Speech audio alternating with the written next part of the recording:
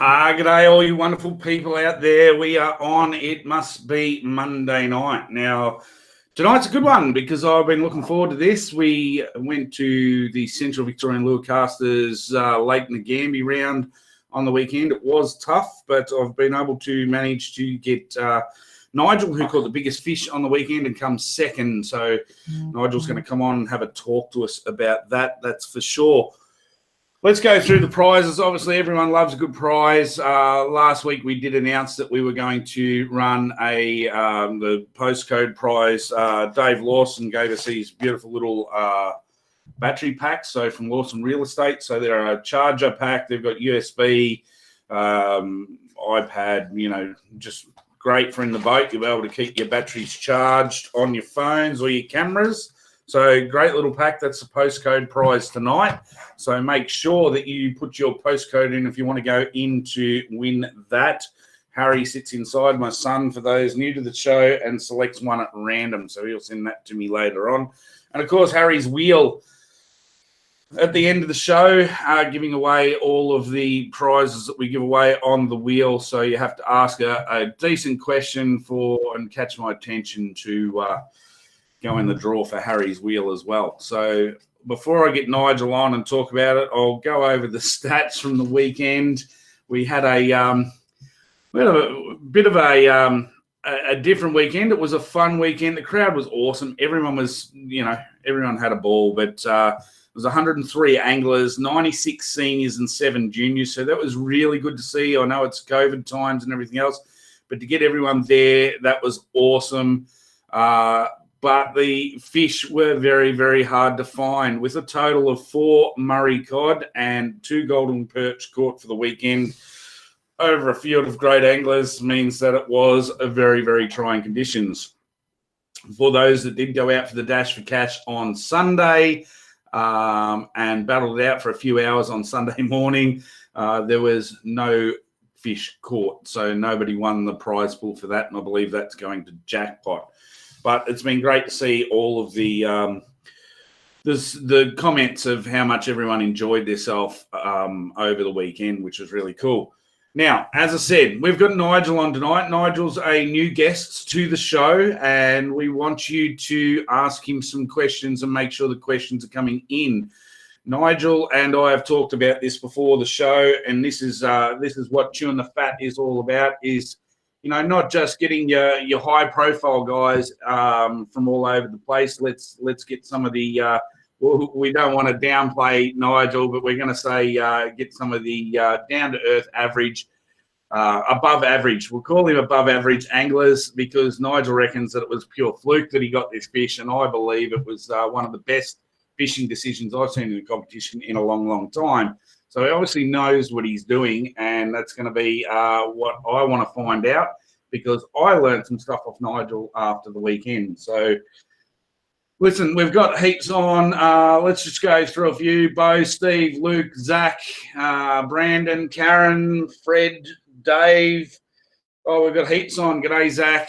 He's already got the first question in. So we will get 2 questions in a minute, but I do need to talk to the man himself because Nigel did win, come second overall, and only just because that was a big cod, an 86 centimetre cod, but also won the Wilson big fish for the weekend. So he walked away with quite a lot of cash. So let's just get the fella on himself. G'day, mate. How you going? Hey, Corey. How are you? I'm good. Thank you very much for coming on the show. Late notice, obviously. Saturday night, I just asked the question. He said, "Yeah, I'd love to."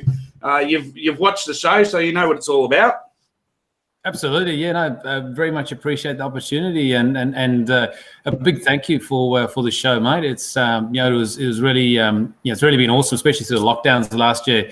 I'm based in Melbourne, and we couldn't move for a good three and a bit months there, and for me it was really, really awesome having that outlet for that you provided to us, to sort of chew the fat, so to speak.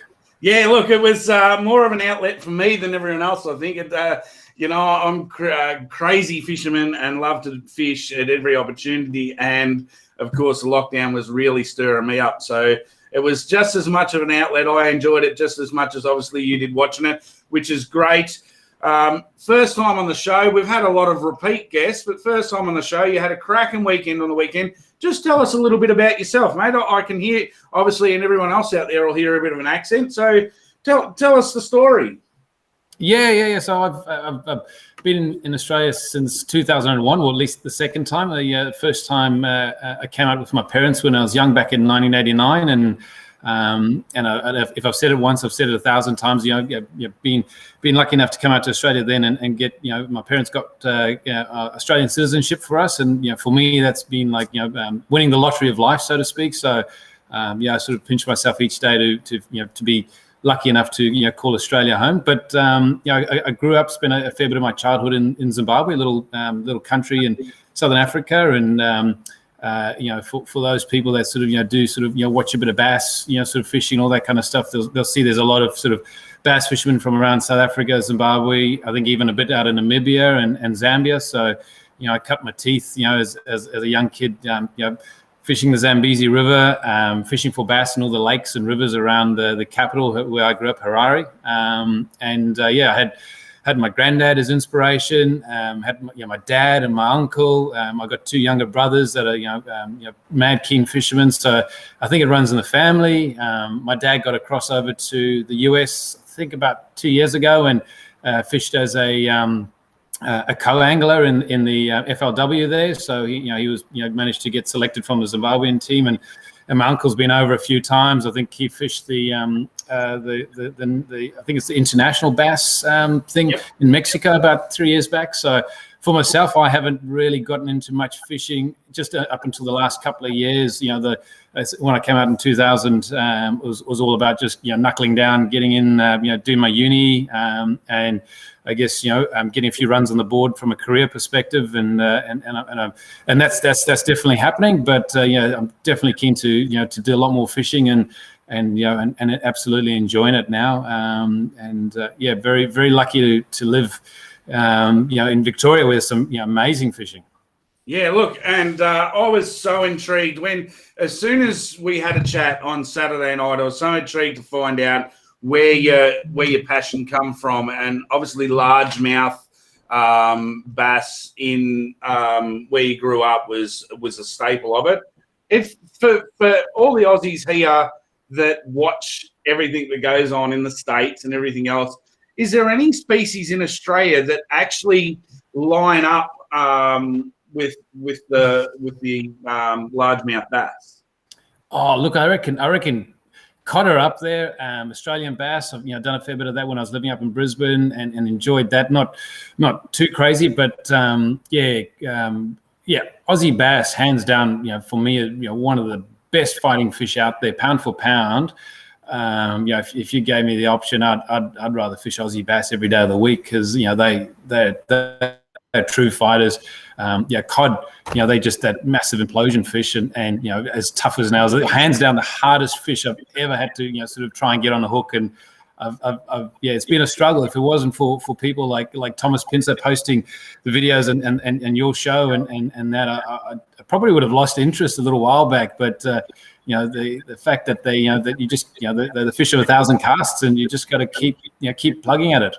Yeah, for sure. I agree with that totally. I mean, I haven't been overseas and chased yet. Hopefully in the coming years, I'll get a chance to go over there, whether it be the States, whether it be Europe or even South Africa, and try and chase some largies. But from everyone that I have talked to, and there has been a couple of pros that have come back and had a fish, and they really rate Aussie bass as a tournament fish. Amazing fish. Yeah, you get one of that 50 centimeter size, and they just real good fighting fish. And so for everyone that is interested, as you said, you've moved countries, you've set yourself up, you spent some time in Brisbane, you're now in Melbourne. There is such a diverse range of fish to chase in and around Melbourne. But with the Central Victorian Lure Casters, where the comps are spread all the way through Victoria. I know later on in the year, October, I think it is, we've got the Bass Round, which is about 3 years in now. but we do the cod rounds and the yellows everywhere else. How many of you sort of attend, mate? Oh, I probably started the beginning of last year was the first one. It was the Pro Series, and then we went into lockdown, so it kind of ground to a bit of a hold. But I think this will be sort of my fourth, fifth, including the Pro and the Super Series. So.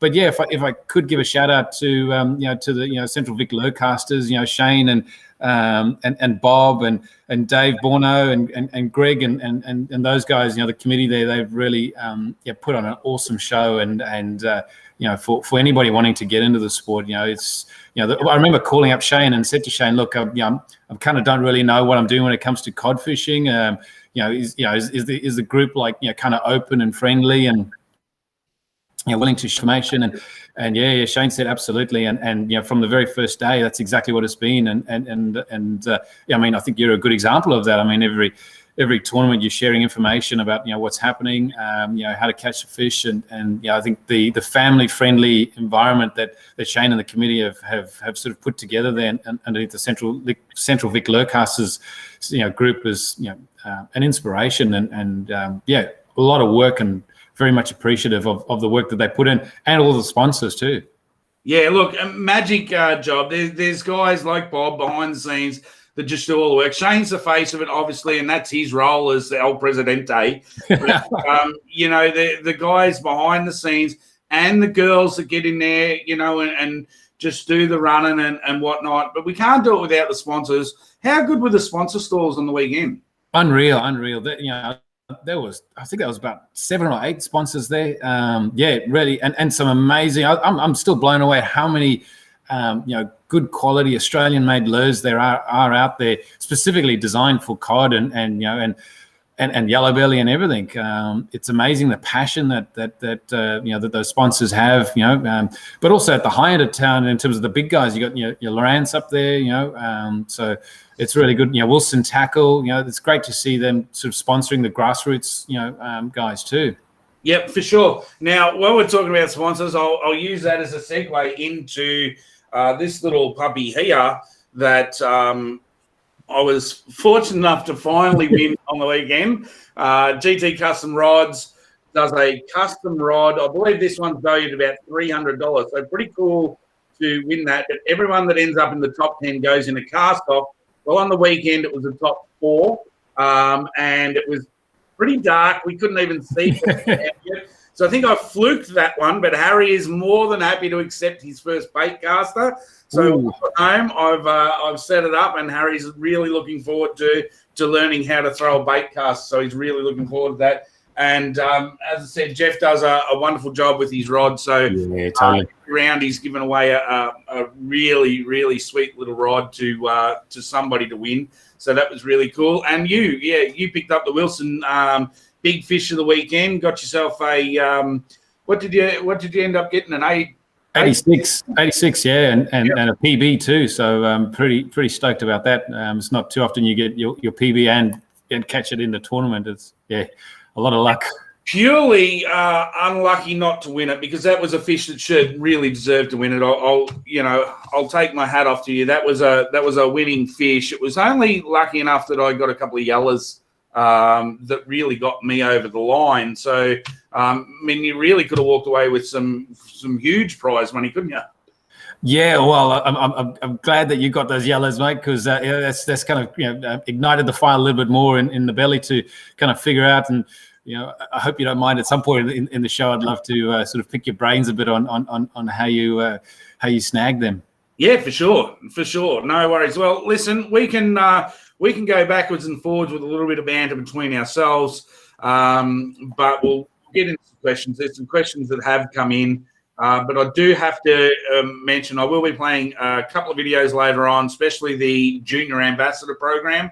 So make sure if you haven't seen it, jump on to any of the Bluefin pages, Bluefin Fishing Team, Corey's Dam Fishing page.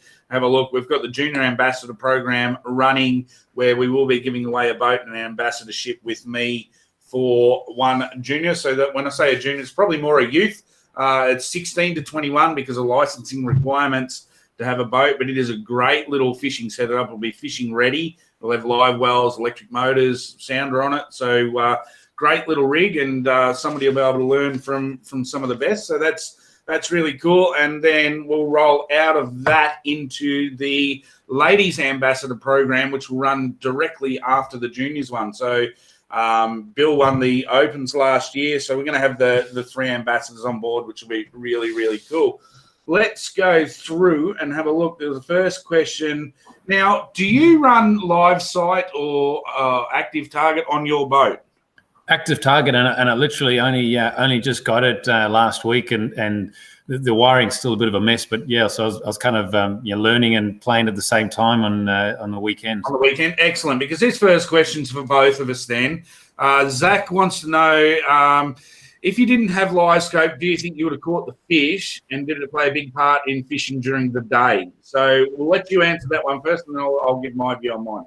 Yeah, this is a bit embarrassing. The only reason I think I caught the fish was because I was holding the rod and just slowly winding the reel whilst I was staring down at the active target, trying to figure out what I was looking at, and that's when it hit me. So if there's one thing I've learned, and I've seen it on the active target, is just slow down, because when you see your lure and just the slightest rod tip and a couple of winds of the reel, and your lure's flying through the water there.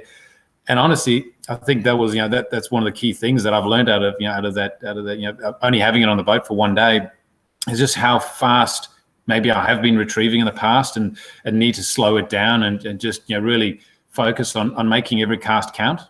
Yep, for sure. Murray cod, it can be the fish of 1,000 casts for sure.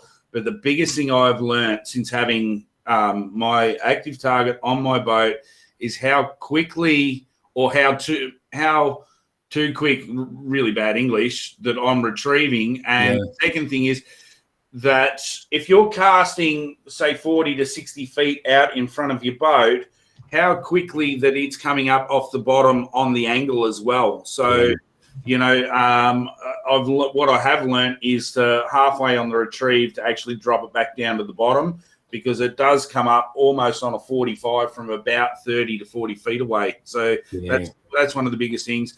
To answer your question, in full honesty, Zach, I wouldn't have caught my fish without it on the weekend. It was only my 4th or 5th time with active target on the boat, but I struggled to find fish. I had Luke had to work, so I didn't have him in the morning. So I went around searching for fish. Couldn't find any. We'd come back. We spot hopped for 8 or 9 different places. Then we went back to where I started, and it was just lucky enough the spinnerbait just rolled past what I thought was just a lump in the bottom, and I seen it swim off. And that's where it clicked for me. The light bulb moment went off and went, I've been fishing wrong all day. These things are sucked down hard. I've got to slow it right down. And as you said, slow, and then even slower. And I couldn't, even with the active target, I couldn't see the blade spinning on the spinnerbait, so I was rolling it that slow along the bottom. Then getting back to talking to you after we sort of had a chat, and you, once again, I've learned something from you. A light bulb moment went off. Why I didn't think of this earlier. What did you catch your fish on? Yeah, it was a Molox jig with a Strike King a crawdad trail. I've just got it here. I mean, I think it's a 3/4 ounce. I don't know if you can quite see that in the black and purple. I put the stinger hook on it just simply, hoping that I'd get a yellow belly. Because the reason why I threw it was I was just trying to sort of target yellow belly and cod at the same time. And I fished it, last weekend or the weekend before, and literally in 2 weekends only had one bite. And there was a little nip at the tail from I suspected was a yellow belly, and I didn't have a stinger hook on then, so I put the stinger hook on, for the tournament, and that's I think I must have just literally dragged it in front of the cod's face, really slowly, and that's what made it work. And so I was trying to get a smaller profile, lure just to sort of target both species. 2 bob each way, I suppose. And I've had success on it with cod in the past, especially when with smaller cod, they're really happy to have a go at it. But nothing that big, that's for sure. once again, when you're out there, you put pressure on yourself. You don't think, as soon as you said it, I went, the light bulb went off, and I went, why was I not throwing a jig? One thing is, it's cray season, so if there's crays crawling around all over the bottom, they're going to snack on them. So, and you can work a jig slower than any other lure out there. So for sure, I just went, well, shit, why wasn't I throwing a jig? So kudos to you for pulling that out of the bag. We've been running them like crazy for the yellows and the bass for 2 or 3 seasons now, and I had some special cod jigs made up from Glenn Casey at Bassman Spinnerbaits with a bigger, more solid hook, and I had them in the boat, and I just didn't throw them. So crazy, but yeah, that's the way it goes. Let's look for some more questions because you've been really good with your answers. Bo wants to know, what was the first fish you caught in Australia? And you can tell us about the boat sitting in the background, he wants to know. Oh, honestly, actually, I do remember. It was when I was studying out at the University of Queensland Gatton campus, just west of Brisbane, and we went down to the Lockyer Creek, Lockyer River, which flows into the Brisbane River, and I caught a massive 1.5 meter lungfish, and when it came out of the water, I had no idea what it was. I literally thought I'd landed or brought in a crocodile. That's how clueless I was, but yeah, it was pretty impressive when eventually I got it and then released it, and a couple of mates, they knew what it was, that I was out there fishing. We just went down there after like a Saturday afternoon, with a few beers and that, and it put up a pretty good fight too, for a big old ugly lungfish, and then only afterwards I found out that they live for like 70, 80, 90 years or something crazy, and over 1 meter was well and truly a big old fish. So yeah, for sure. I can't remember the stats on them. I used to know them all, but with the lungfish, even with their breeding cycle, that's why they're endangered. But they have lasted millions and millions of years because they live so long, but they don't breed like most other fish. So their breeding cycles are further apart, and that's why they're all catch and release. Back in the day with catch and kill, they didn't. But that's really cool. And he also wanted to know about your boat in the background. Oh yeah, it's just a Quintrex 4.2 meter trophy Hornet with a 40 horsepower Yamaha on the back. This is my office. This is my office during our COVID lockdown. So I've got the desk all set up here, and it's always an interesting conversation when I'm talking with different people across the globe. They want to know what's going on in the background, so it's kind of an easy icebreaker. But yeah, beautiful boat. Honestly, hands down, really easy to handle. Perfect for river estuary fishing type stuff. And I'm a big fan of it. Now, I'm a big supporter of the Tinny Brigade. I love me little Tinny. You've got a Tinny. And Tyler Williams had come third. He also caught a cod. He was in a Tinny. So I say it all the time, you don't need a big bass boat to win comps, do you, mate? No, not at all. Not at all, yeah. Just perseverance, to be honest. That's what you need. Is my brother keeps telling me what's the difference between a good fisherman and a bad fisherman, and he always says it, time. It's the only thing. It's just time on the water, and like anything in life. Yeah, time on the water is definitely the key. Now let's get Wayne's got a question for you here. He wants to know how much moving around you did. Personally, he sat in some spots for a good hour. So yeah, what was your process on the weekend? Well, just with that Lowrance active target, it forced me to really, really slow down. So we probably targeted 2 main areas, and just fished up and down the main river part, really slowly. I'd caught fish, a couple of months back, sort of just below Kerwin's Bridge there, above Kerwin's Bridge, just fishing the trees. I mean, nothing really too dissimilar to, I guess, Mawela. At certain times there, just fishing the main channel, but just in from the main channel. Like that fish that I got was probably sitting at about 2 meters of water.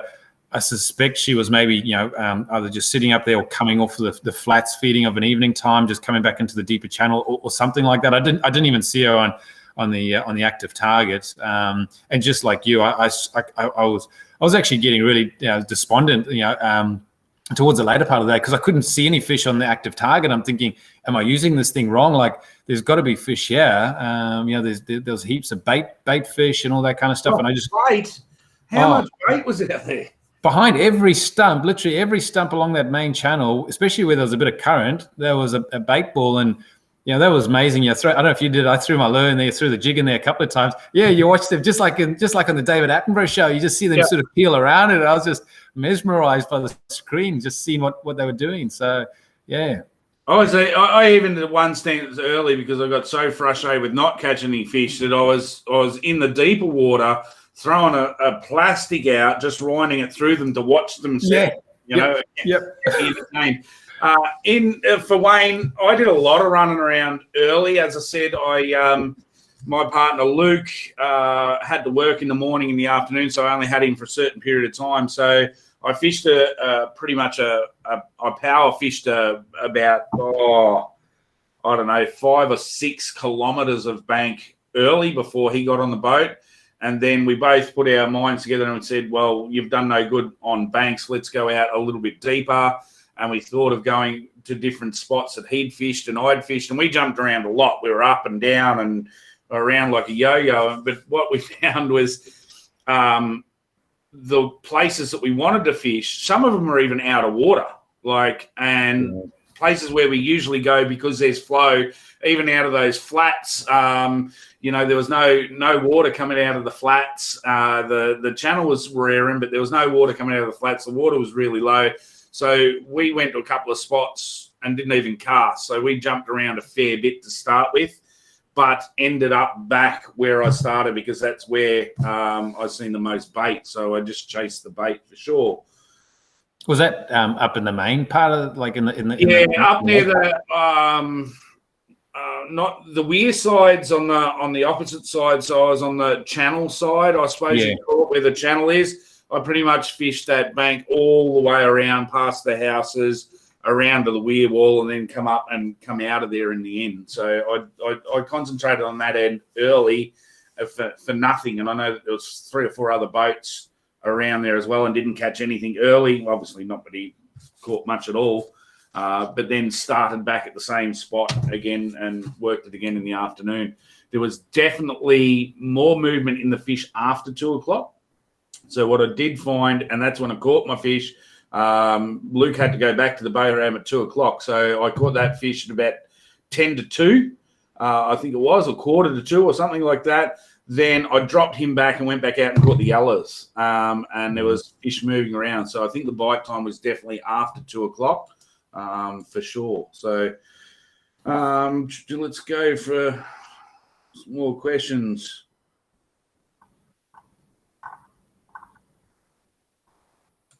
And that's probably going to go into. So Jack wants to know, well done on the weekend, fellas. Thanks, Jack.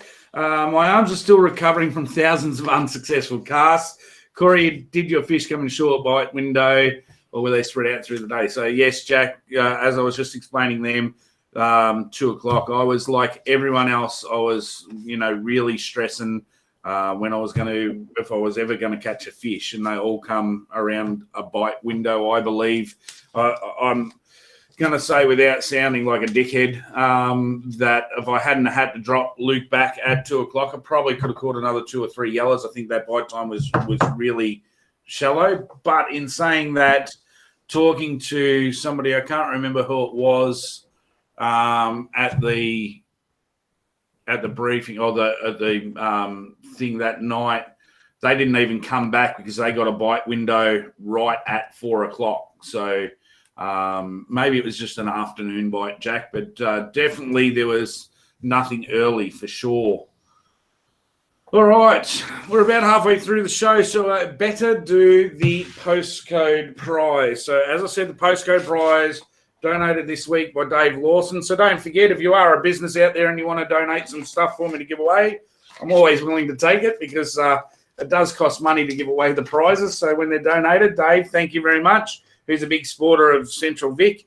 Now, this one's another one I can't pronounce, so I hope I'm going to get this right and say Janae Genae White. So it's spelled Genae.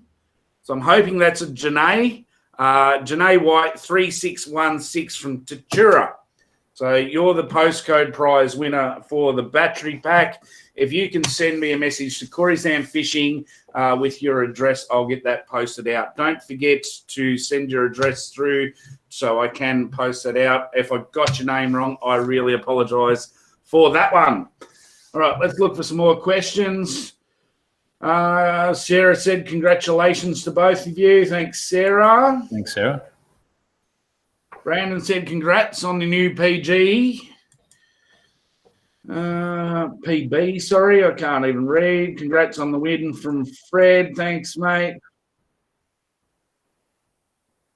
All right, Luke, who fished with me? Obviously, we've talked about this in great depth after the day. What was your game plan going into the weekend?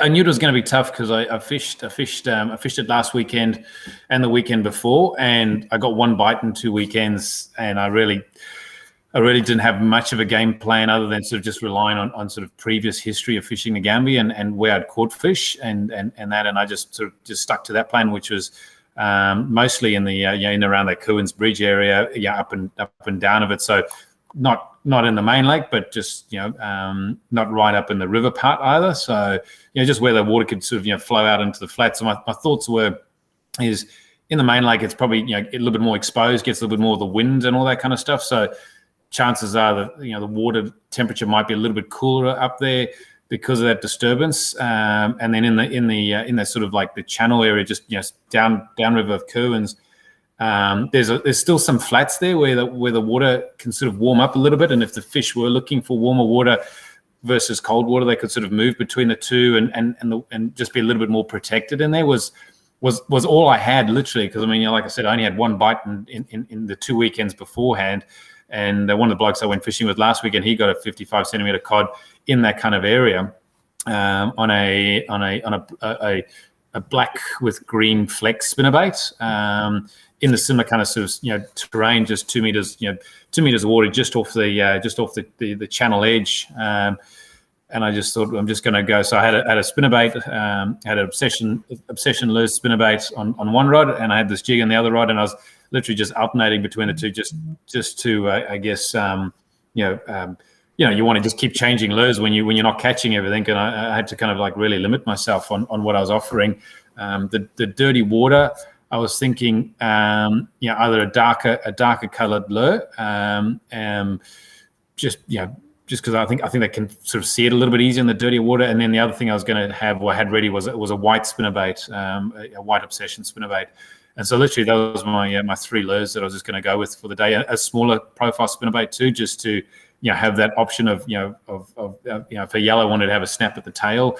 So yeah, that was literally about it. And I just would have been happy with one bite for the whole tournament, and that's what I got. I just got a real lucky big fish on it. Was really all it was. So no real. It's never luck, mate. It's never luck when you've got your lure in the water. All right. So I said that a couple of times, and I know you're not trying to big note yourself, but if your lure's in the water, you've got every chance of catching a fish. So we don't call it luck.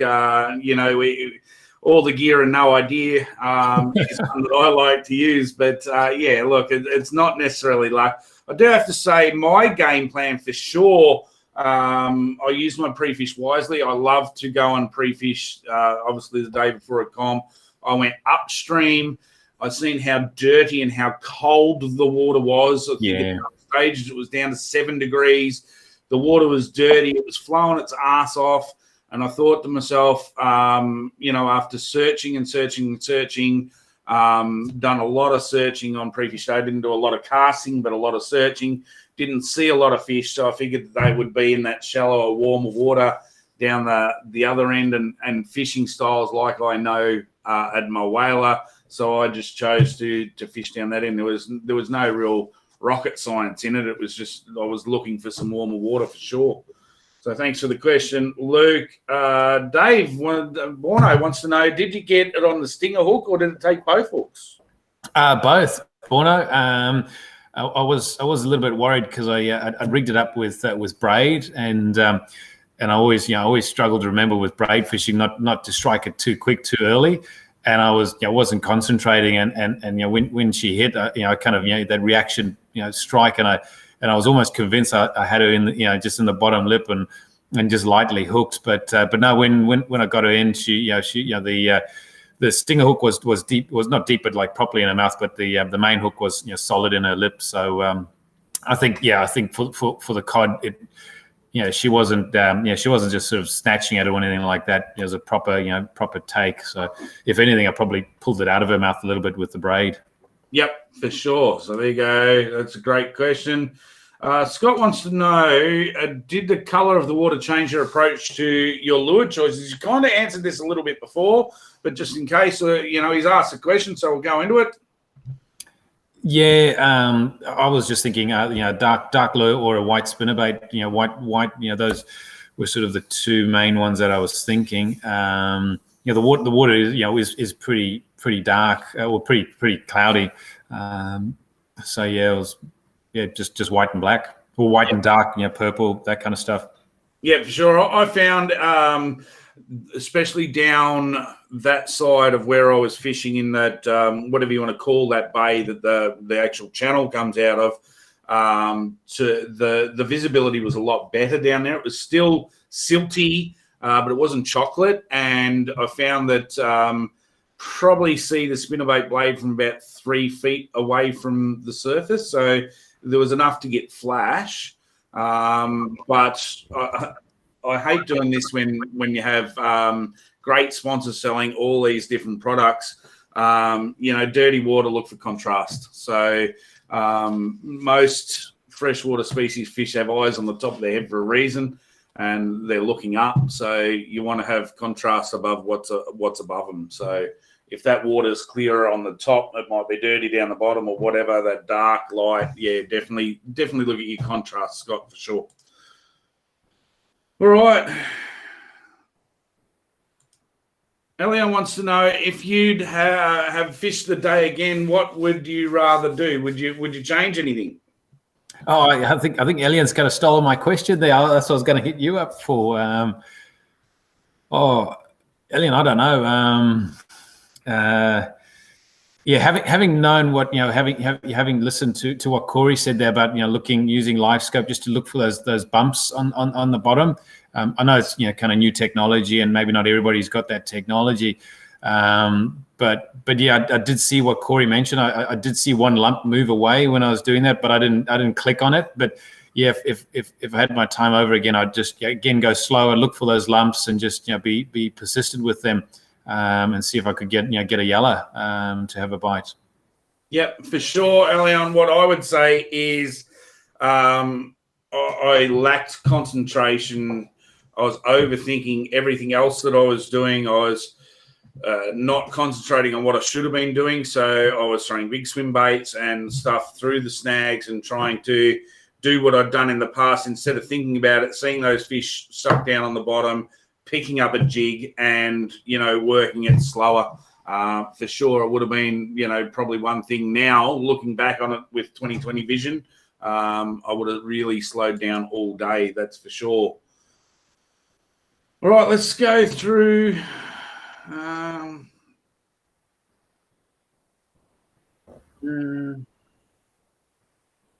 Here's a good one from Bo again. How many fish did you see on the active live that had a look at your lure and said, "Not today, boys"? For me, not a single fish. I was actually disheartened. After I caught that big cod, the rest of the day I couldn't sound up a single fish. I did see what you described, that lump move off, and I thought maybe it was just a big dirty old carp or something like that. Yep. And I didn't pay any more attention to it. But other than that, other than the bait balls, I saw absolutely no fish. And I was disheartened actually. Yeah, look, and I'll agree with that 100%. I got frustrated with it after the few hours in the morning by myself, and I stopped using it in a sense of I just had it set forward and I was casting wherever I wanted because I wasn't seeing fish at all or not reading it properly. The fish were obviously there, but I wasn't reading it properly. And then when Luke got on the boat, whatever time he got there, I think it was 10 o'clock, he bought me some a coffee and some donuts. I don't know if that was a hint, but donuts. And I was showing him how it all worked, and he was fascinated in it again. So I started looking at it again for probably another hour, and I decided that, I kept going away from it because it was frustrating me. I wasn't seeing fish. I did not see a fish follow my lure at all in the whole morning session. That's for sure. All right. I got Janae's name right. Awesome. Thanks. It's always good to get a name right.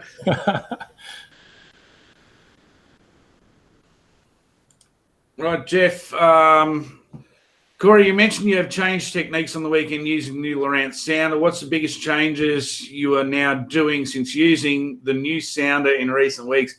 For sure, I was fishing far too fast. Now, when I say that, not my boat speed, but the actual retrieve speed. 100% seeing those fish and how they can react, and they want to hit a bait that is going above them.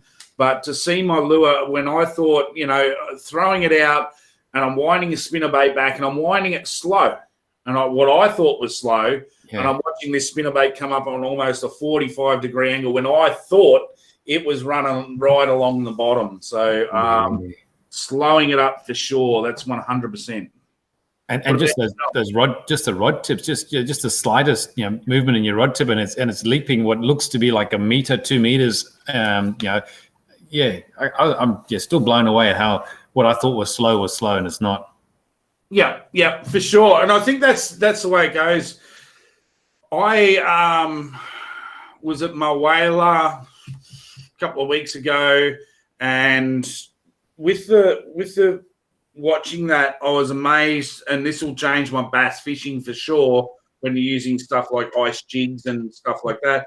That, as you said, how smaller tip movement and how far it moves on the bottom, especially when I think it was Dave Lawson got me onto the grid lines. I hate them because they clog up the screen. But if you put the grid lines up and you're just moving your rod just a little bit like that, it's actually moving more than a meter off the bottom. So if you're doing big lifts like we used to do with the old bobbers and ice jigs and whatnot, that lure is moving, a meter and a half, 2 meters off the bottom.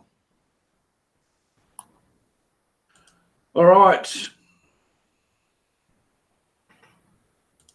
Joel wants to know, could you explain the technique you use for the cod with your skirted jig, slow roll or more of a hop?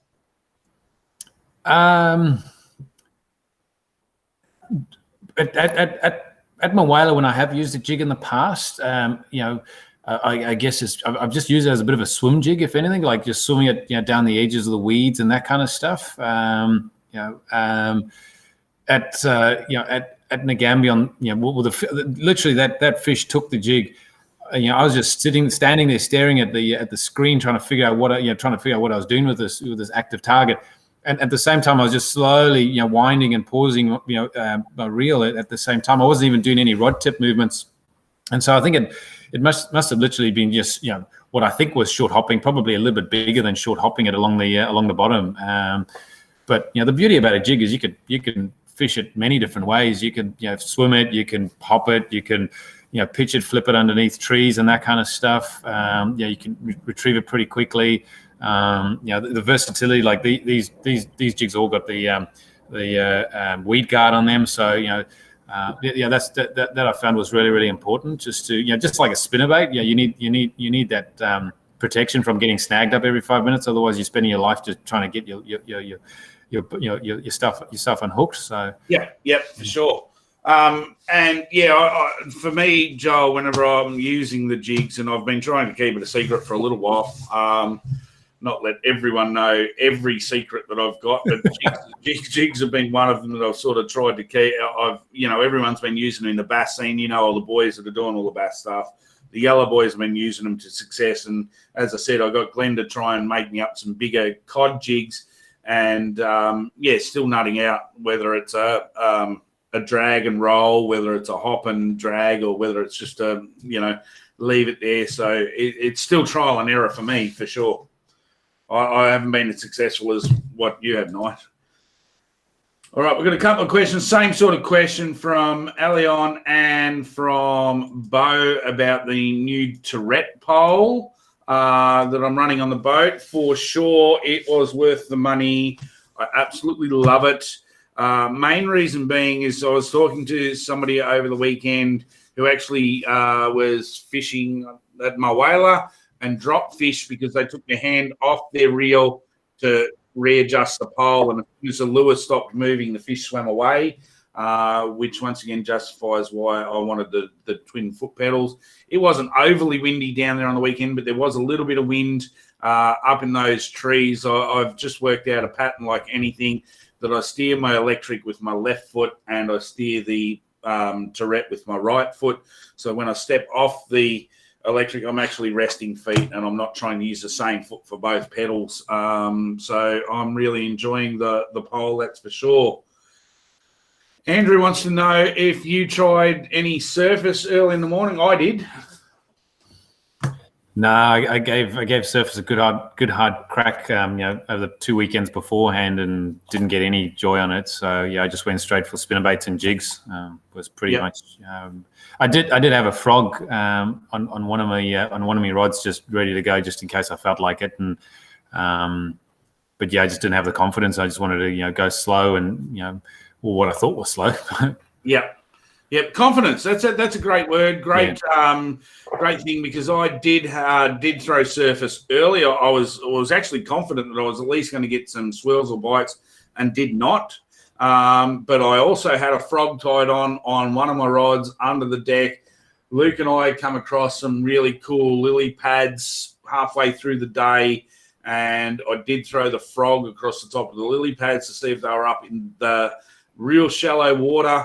But that only lasted about 10 casts, and I lost confidence definitely in that. And I thought, I'll go back to know what I'm doing. So, I would have thought that the frog had a bit more action because, in the pre-fish, I was there early in the morning and into the evening and heard heaps of frogs croaking. And I thought, there's got to be a bit of frog activity. Surely they'll be, looking to eat a few frogs. But, yeah. Yep, definitely nothing. Shane saying, how cold did you find the water temp? Where I got that fish, it was about 10 degrees. In the main lake, where I thought that there would have been a bit more fish activity, it got up to around about 11.5, 12. And some spots, where the current was a little bit stronger, I thought it got down to around about that 8.5, 9 degrees. Yeah, I found especially when I went upriver on the Friday pre-fish day, some spots were down to 7.5 degrees. It was definitely 10 and above down in that main bay. A lot of the weed was dying off where the water levels had dropped. There was still a fair bit of weed in certain areas. And how did you find the boat ramps? Did you have any problems with the boat ramps? He wants to know how it went with 100 anglers. Yeah, I put in there at the Ngambia Leisure Centre, Leisure Park, and it was pretty easy. It wasn't too chaotic in the morning, only because I didn't want to go down to the one at Kerwin's Bridge, which is really, really narrow, and I just didn't want to kind of get myself stuck there and wear that pink wig. Yeah, that's for sure. So the generally what I found, even it doesn't matter which comp you go to, everyone gets along on those boat ramps, helps each other out.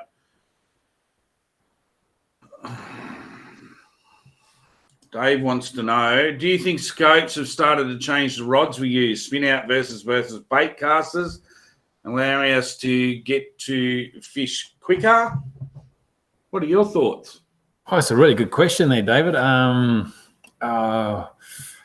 honestly don't know. I've only had my my Panoptics on the boat one day, and so I've literally wet behind the ears. Got no idea.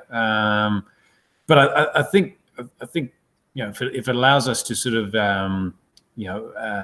fish a little bit slower, and maybe we have to go down in size and line or something like that to try and get some of these slower fish at this time of the year. But yeah, I don't know. For me, too early to call it. Yeah, I think Dave, being the guy that I know he is, he might be overthinking it a fair bit early on in the stage. You know, it was always, I suppose, the unwritten rule. You're using bait casters for more accurate casting. But if you are good enough on your bait caster, you watch some of those guys over there fishing the FLW and stuff, and the elites. You know, they can cast their bait casters with straight through further than I can cast with spin stick. So definitely there's scope for it for sure, all pun intended. But you know, it's probably something that won't change in the near future. I don't think. It'll just come down to a personal preference as well. Yeah, Brandon, I can't get to all of the questions, mate. So I'm sorry if I miss your questions. Sometimes it's easy to get to them early, and sometimes it's not. So we'll get to as many as what we can in our. I've got Brandon's here if you want it. Yeah, well, we're getting towards the end of the question. Okay. So, yep. Yeah, he's just said over the weekend. What do you think was the key to landing your big cod? I know Corey says there was never luck, but yeah, there was a lot of luck involved, I think. But yeah, just perseverance, mate. Look, I mean, it's my PB. It's my biggest cod I've ever caught. So, you know, I wouldn't proclaim that I'm a cod guru or anything like that. But they are a tough fish and time on the water. It's just time on the water. I kind of had a little bit of confidence in using dark, smallish spinnerbaits and jigs and just persisting with it. And I managed to get that fish early on in the day, and that was obviously a bit of a confidence boost, but didn't help for the rest of the day. But yeah, no real trick there. Just persistence, mate. Thank you very much, Harry. That's bringing me out of delivery. He's a good lad. All right, we'll go back to where I was. Where are we? Biggest. Oh, hang on. Do it right. Here we go. What's the biggest stuff up you've done in your fishing career? Lee wants to know. I've got a couple of mates who were fishing with me on this day, but it was a day up at Moala, and it was a pretty warm day. It was one of them summer months days, and we'd been fishing and been a bit of a tough day. Hadn't had much joy, and I for some reason I wanted to retie on my spinnerbait, and I had my Leatherman micro. And I snipped the tagline off, and for whatever reason, instead of sort of throwing the tagline in the water, which I shouldn't do these days, but anyway, I threw the Leatherman micro in the water. So that was a royal stuff up. Oh, I can admit to that now that you've said it, that I've thrown a few sets of pliers, but I've actually also put the net down on the wrong side of the boat. The net's disappeared. So, you get all tied up with that fish capture, and it's like, get it out of the net. You put the net down, you start working on the fish, and you turn around and go, where's the net? You get tied up with a few different things, I think. Oh, it happens to. I hope it happens to the best of us. There's obviously a bit going on. It's hard to watch the feed sometimes because my feed just comes up straight the other. But Roundy's talking about there might have been a bit of a trailer accident. I'll find out more on that later on. Let's just see if there's. Well, now somebody's trying to sell us some wellness link in the bio. Look at that. They're great when they do that. Shannon wants to know, do you think swim baits are replacing spinnerbaits in the dams? I'll start straight off no. I will use a spinnerbait more than I ever use a swim bait. Don't get caught up on all just the social media hype of all this stuff. As we both have said earlier on the show, if you're looking to catch multiple species for a multi-species comp like the weekend, I'm going to throw a small spinnerbait. Will still catch me a big cod, but I will target fish. If that bait fish is bigger on the weekend, the bait fish was tiny, so I wanted to downsize as much as what I could. I even tried throwing TN60s and stuff like that to try and downsize the bait size. So, no, I don't think spinnerbaits will ever get replaced. in the dams, and really won't in the rivers either. What about you? Do you think the same? Yeah, they're such a versatile lure. You can't go wrong in many ways with a spinnerbait. Just a good all-round bit of gear to use in so many applications. Yeah, for sure.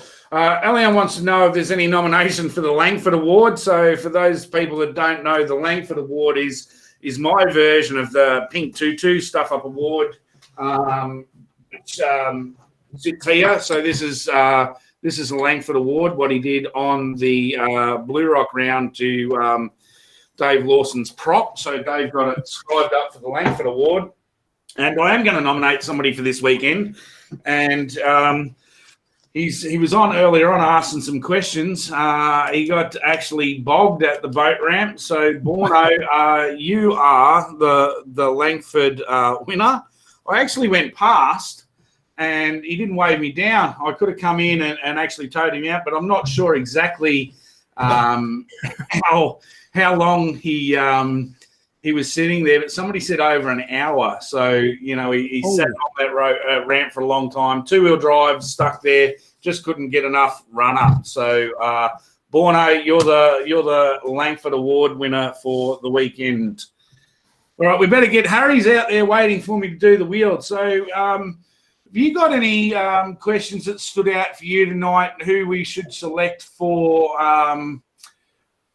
Harry's wheel? I've got a couple of ideas, I think, but I might let you pick one because you're the guest. Oh, Lee Brickles, if I pronounce that right. Lee's question about your biggest stuff up. Yep. Yeah. We're going to go with Lee. There he is. So, Lee, what you have is you have a couple of minutes. I'm just going to play a short video. Yeah, I'm going to let you go and have a quick drink if you need to get one, mate. I'll put you into the green room. I'm going to play a short video. In that time, you've got to write in the comments, Lee, that you want Harry to spin the wheel. Otherwise, we'll put it out to somebody else. You might not be on the show anymore. So I'll put you in the green room, mate. We'll come back and chat.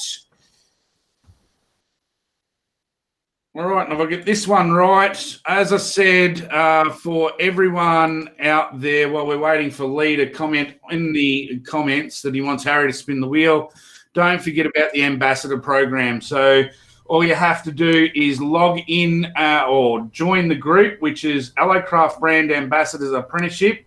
It's a group on Facebook. Once you've asked to join, you'll be joined as a member. And the ambassadors from last year, I know Connor and Bill have both put helpful videos in there to help you out. All their entry information's in there as well. So if you want to go in as a junior ambassador apprentice, and all you got to do is jump on that group and learn all about it. All right, we will do a like, tag, share on that later on, but that's all good. Lee is on and he wants Harry to spin the wheel, so I better get Harry on. Let's find Harry and make sure this is all working. Are you there, Harry? Hello. G'day, how you going? Good. How was your first day back at school? It was good. We did science and PE. Those were two good subjects. You love school, don't you? Yeah. Yeah, I wish I had gone to school. I would have learned how to count. So, you did want to say to Jeff, who I won the rod from. So, Jeff, GT Custom Rods, you're going to be using this one. You'll give him a bit of a rundown the next time we go fishing on that one. Yeah. Yeah, and we might do a video up for him as well, so we can do a video on how good the rod goes, eh? Okie dokie. All right, so Nigel has chosen Lee as the wheel spinner tonight, and Lee wants to win a prize. So I best we get the wheel spun, mate. Okie dokie. I think I should give it a spin.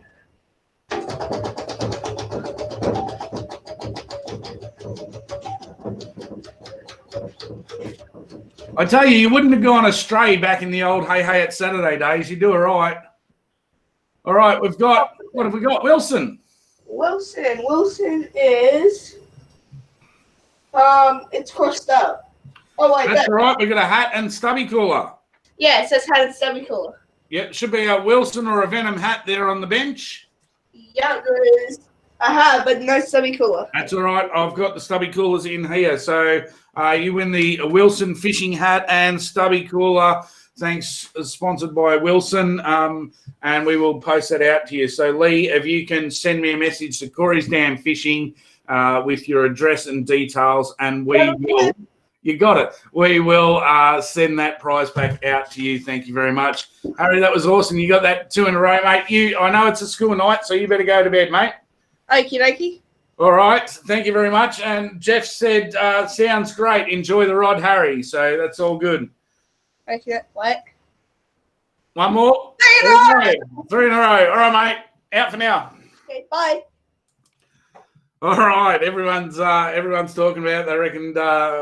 What have we got? A couple there. Harry should be a little dicky knee. Yeah, good pluck a duck impersonation.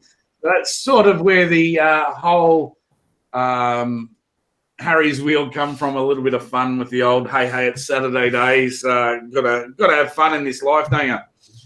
Totally. All right. So look, if we'll wait for some last questions. We've still got a heap of people on. Let's just go back through and see if there's any questions. There's a good one here from Warren. Warren wants to know, how do you say motivated when it's quiet? Generally, for me, I argue with myself a lot. I believe it or not, this is my new plug for the Lowrance Live units. If you get a Lowrance Live 12 and you're really doing it tough, it has a HDMI port. I have a KO account. I'm looking forward to late summer nights watching the cricket because I can have the cricket. I've had the football. I've had the racing running through. You can actually split your screens. You can have a one corner of your screen to have the footy or something on. So to stay motivated, it used to be just music, got the Sonic Hub in there, always have the fishing playlist going.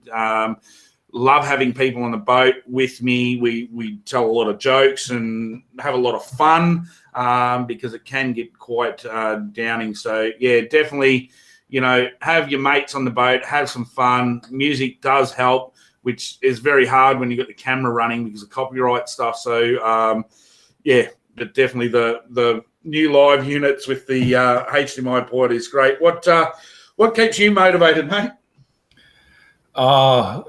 You know what? The simple fact that cod is such a tough fish, that's the motivation for me, is just trying to, I won't try and proclaim, but try to figure them out, try to get a bit of an idea as to, what gets them ticking and that. But yeah, I think, for me, the hardest thing is just reminding myself to slow down, and especially now seeing that the active target. Also, sometimes I put a bit of podcast on in the background. It's amazing the access to to fishing tips and suggestions. There's so many podcasts out there that can help people. There's some really good ones too out there. So look for them. It doesn't matter which platform you're using. You can get your podcast through your Spotify's and stuff like that, or you can get it through your Apple Play. So just look for them. They are out there. There's some really cool ones, even some smaller ones around. I know there's a couple of guys down at Geelong that I've picked up on theirs of late that are really cool. Lots more. Just waiting for a few last questions coming through. But Shane wants to know, any comps for us? This is a bit of a obviously we haven't mentioned it. So in about 9 days' time, Wednesday next week, not this Wednesday next week, the Cod Masters is on.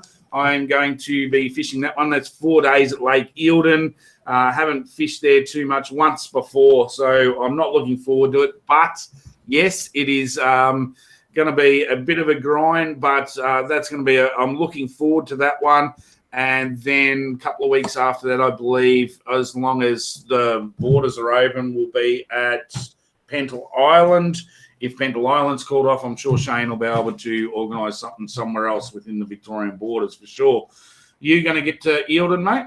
Yeah, mate, I'll be there. Definitely looking forward to it. I think you're right. It's going to be a tough session, but a great opportunity to, I think get some big fish. Yeah, you got to be in it to win it, and well, most importantly, I'm just looking forward to learning, catch up with everybody, and sharing a few ideas and tricks, and just learning. I was just reading. So Lee's put it up here. Yeah. 3 of us, including Randy, went for a swim to get it lifted over the back of the ramp. Big thanks to. So obviously the trailer come off. She was a bit of a nightmare. Yes. And if I hadn't known about that, you guys would have won the Matthew Langford Award, but I've already given it to Borno. So I will probably have to re-announce that next week. I'll look forward to that one. So, look, that's pretty much all the questions. We've done our hour, a bit over our hour. We've had a huge crew on. Everyone's asking questions. Don't forget for the winners to send me your addresses for sure so I can post those prize packs out. I do have to say congratulations to Tyler Williams for his 3rd place with his 56 centimetre cod. You come second, Nigel, with your 86 centimetre cod. So it was 76 points, 106 points, and I'd come in at first with 136 with the 64 centimetre cod and 2 very, very small yellows. So it was a great weekend. It always is. If you're around abouts or can get to any of the Central Victorian Lure Casters comps, we've got about 3 Facebook pages running. Go inside, just look for one of them. The information's out there, or find Shane Melrose or one of the committee members, Borno or somebody like that. Great bunch of guys. They do a great job. So anyone you want to thank before we get off the air, mate? Yeah, same again. The guys at Central Vic Lurcasters, really awesome bunch of guys to put on an awesome tournament, and looking forward to the Cod Masters and the next Super Series up at Pentle Island. Yep, looking forward to both. And somewhere in there, if border restrictions are out, I've still got to try and get to Somerset for an ABT. So I've got a pretty full calendar coming up in the next couple of months. But we have to say that the Teams Fishing Australia Windermere round has been postponed from until March next year, which is probably a wise call by those guys. So I'm not sure of what's going to be happening. Nobody knows what's going to be happening in New South Wales. They had another 107 cases today. I can't see them coming out of lockdown in the next month. So, it's going to be tough. But, hey, we'll just keep persevering because as Victorians, we all love that we did the right thing finally after 3 cracks at it. Yeah, definitely feel for anybody in New South Wales at the moment. It's tough times, and they'll get through it. But just got to stay persistent. Yeah, for sure. Do the right thing. Thanks everyone for watching. Stay on there, mate. Once I come off, I'll have a quick chat to you off air, and then I'll let you go and see the family or go to bed or whatever you got to do. So that's it for tonight's show. See you all again next Monday night. Had a ball tonight. Loving all the questions. We'll talk to you all next week with an update of something else that's going on. We'll chew the fat.